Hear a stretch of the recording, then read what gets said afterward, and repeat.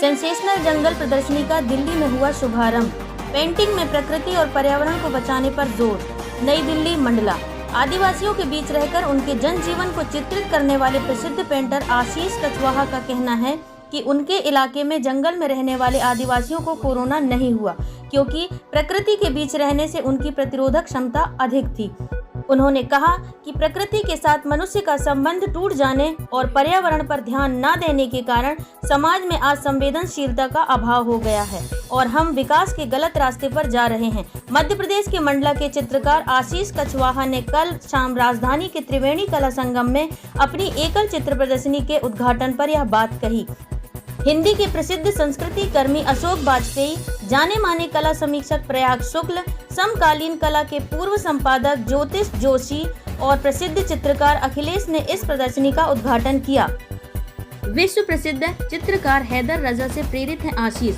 प्रदर्शनी के शुभारंभ पर अपने लेख पर स्थापित कवि और वार्ता के पत्रकार रह चुके विमल कुमार लिखते हैं कि मात्र 7वीं कक्षा तक पढ़े पेंटर आशीष कछवाहा कान्हा नेशनल पार्क के ठीक सामने अपने स्टूडियो में बैगा जनजाति के जीवन पर चित्र बनाते हैं और अब तक 1000 चित्र बना चुके हैं। देश के पूर्व मुख्य न्यायाधीश शरद बोबडे और छत्तीसगढ़ की राज्यपाल अनुसुईया उइके उनके स्टूडियो में आकर उनके चित्रों का अवलोकन कर चुकी हैं।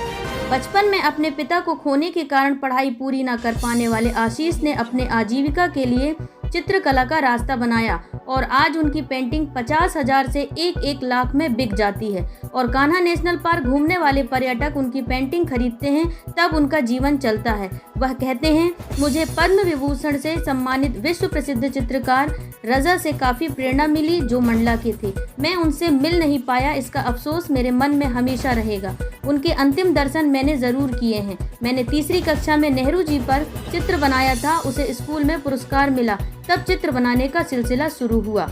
बाघ के बाद पर्यावरण और प्रकृति पर है आशीष का ध्यान। वे कहते हैं कि उन्हें जंगल में रहकर आदिवासियों के बीच पेंटिंग करना अच्छा लगता है। वह पहले बाघ की पेंटिंग बनाकर बाघ बचाओ का संदेश देने का काम करते रहे, पर अब उनका ध्यान पर्यावरण पर, प्रकृति पर है। उन्होंने अपनी पेंटिंग में चटक रंगों का इस्तेमाल किया है। उन्होंने बताया कि कोलकाता, पुणे और नागपुर में उनकी एकल प्रदर्शनी हो चुकी है और देश के कई शहरों में ग्रुप प्रदर्शनी लग चुकी है।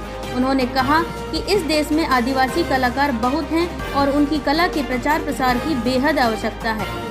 बावजूद इसके सरकार के प्रोत्साहन से गौड़ कला का विकास हुआ है और 2 कलाकारों को पद्मश्री भी मिल चुका है। उनके इलाके में करीब 400 गौड़ कलाकार हैं, जिनमें 150 महिला कलाकार हैं। उन्होंने कहा, आदिवासी कलाकारों ने अपनी कला में लोक संस्कृति, प्रकृति और पर्यावरण पर जोर दिया है। प्रकृति के बचने से ही लोक संस्कृति बचेगी। प्रदर्शनी के आयोजक रजा फाउंडेशन के प्रबंध न्यासी अशोक वाजपेयी ने बताया कि युवा चित्रकारों और गौड़ चित्रकारों के उत्साहवर्धन के लिए रजा फाउंडेशन ने कई चित्र प्रदर्शनियां लगाई।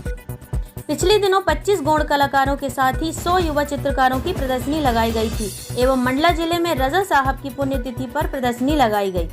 प्रकृति और जीवन रहस्य को दृश्य करती कला प्रदर्शनी। कला पत्रिका के पूर्व संपादक और जाने माने कला आलोचक डॉक्टर ज्योतिष जोशी प्रदर्शनी के बारे में अपने विचार व्यक्त करते हुए कहते हैं कि रजा फाउंडेशन दिल्ली द्वारा आयोजित कला प्रदर्शनी में जाना हुआ, जिसका आरंभ त्रिवेणी कला दीर्घा नई दिल्ली में हुआ। रजा फाउंडेशन की युवा कलाकारों को प्रोत्साहित करने की योजना के अंतर्गत नवी प्रस्तुति के रूप में इस बार आशीष कछवाहा के चित्रों की प्रदर्शनी बेहद खास और दिलचस्प लगी। मध्य प्रदेश के मंडला से आए आशीष कछवाहा क्षेत्र में स्थित कान्हा के विस्तृत अरण्य में बैगा और बाघ जनजातियों के बीच रहकर काम करते हैं और उनके नृत्य करने, गाने, चित्र बनाने से लेकर अनूठे जीवन व्यापार को नजदीक से देखते हैं। उनके जीवन का लक्ष्य उनके बीच रहकर काम करना और उन्हें अपनी सेवाएं देनी हैं। वे कान्हा के अरण्य को उसकी अप्रत्याशित गतिविधियों के साथ देखते हैं, जिन्हें हम नागर लोग नहीं जान सकते। पत्तों का खड़कना, वृक्षों का नृत्य, वनस्पतियों का वृंदगान और हवा के झोंके से आती सुगंध के साथ प्रकृति के नायाब अनुभवों को महसूस करते आशीष बैगा और बाघ जनजातियों की उनकी अनन्यता अनुभूत करते हैं और उससे उनका अपना कला संसार निर्मित होता है। आत्म प्रशिक्षित कलाकार हैं आशीष कम पढ़े लिखे हैं। कला की कोई अकादमिक शिक्षा भी उन्होंने नहीं ली है। वे आत्म प्रशिक्षित कलाकार हैं, जिनके लिए कला की अपनी दुनिया जनजातियों और कान्हा के अरण्य से एकमेव है। बदले हुए समय में भी समकालीनता के नाम पर वे 20वीं सदी के आरंभ में शुरू हुए दादावादी प्रत्ययवाद से सर्वथा दूर हैं, जो आज एक चलन बन गया है। आपको बता दें कि इसे मार्सेल ने शुरू किया था। आशीष की चित्र पद्धति इस अर्थ में बेहद नायाब है कि इसमें वे कैनवास को बीच से विभिन्न आकारों में काट देते हैं और उसे मनचाहा रूप देकर उसमें कहीं रंग भरते हैं तो कहीं रंग चिप्पियों को लगाते हैं।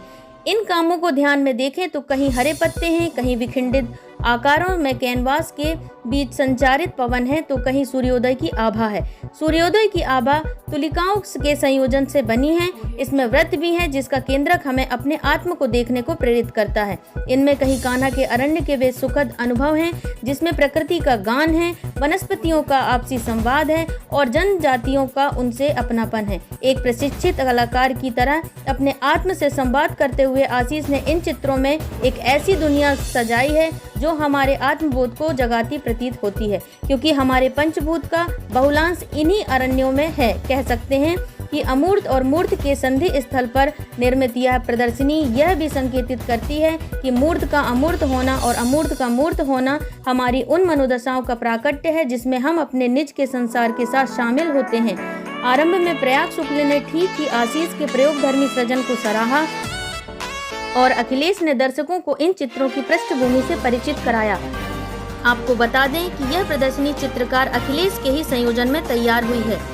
यह उन नए कलाकारों को अवश्य ही देखना चाहिए जो कला को प्रकृति, सत्य और जीवन रहस्य के सातत्य में जानने के इच्छुक हैं। आशीष भाई के साथ दिल्ली आए पेंटिंग में उसको साथ देने के लिए और हम बैगा कल्चर पे बात करते हैं।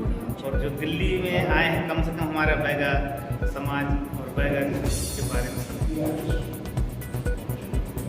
आशीष कछवाहा जी की जो पेंटिंग है, कलाकृतियाँ हैं, उसको देख करके मुझे मारियो वारगास ल्योसा का एक उपन्यास स्टोरी टेलर की याद आती है, जिसका बहुत ही खूबसूरत अनुवाद जो है शंपा शाह ने किया है, जो स्कल्पचर भी हैं, सिरेमिक आर्टिस्ट भी हैं और लेखिका भी है। वो जो उपन्यास है मारियो वारगास ल्योसा का, उसमें एक व्यक्ति जो है वो जाता है अपना सब कुछ जो शहर की सभ्यता छोड़ के आदिवासियों के बीच में रहता है और उनकी कहानियाँ कहता है। इसीलिए वो स्टोरी टेलर है, सागो है। आशीष जी की इन कलाकृतियों को देख करके यही लगा कि एक दर्शी लगभग 20-22 साल से बैगा जनजातियों के बीच में रह करके रह रहा है और वहाँ एक आदिवासी संस्कृति ही नहीं है, दरअसल एक जंगल संस्कृति है जिसमें आदिवासी भी रहते हैं और उनके बीच में रहते हुए जो मॉडर्न आर्ट है उसके सेंटिमेंट या उसके इमोशंस लेकर के पहुंचा है और दोनों का यहाँ बड़ा अद्भुत मेल है। नमस्कार, मैं आशीष कछवाहा। मेरा ये एग्जीबिशन दिल्ली में मेरे लिए बहुत मायने रखता है कि एक छोटी सी जगह कान्हा में मैं पिछले 22 साल से रह रहा हूँ और वहाँ पे आदिवासी बैगा आदिवासी के बीच में रह के उनकी सभ्यता का अध्ययन कर रहा हूँ। और बहुत बड़ी बात है मेरे लिए, मेरे साथ सुनसाई भाई को मेरे साथ से लेके आया हूँ। मैं चाह रहा था कि ये यहाँ पे आए दिल्ली में मेरे साथ रहें और लोगों से खुद बातचीत करें अपनी सभ्यता के बारे में, अपने बारे में। और रजा फाउंडेशन का बहुत बहुत आभारी हूँ जिन्होंने हमको इतना बड़ा ये अवसर दिया, ये मंच दिया। और उसके ऊपर खुशी की बात ये है कि मेरी जो सोच थी काम को लेकर लोग पसंद कर रहे हैं और बहुत अच्छी बात है। बहुत बहुत आभार।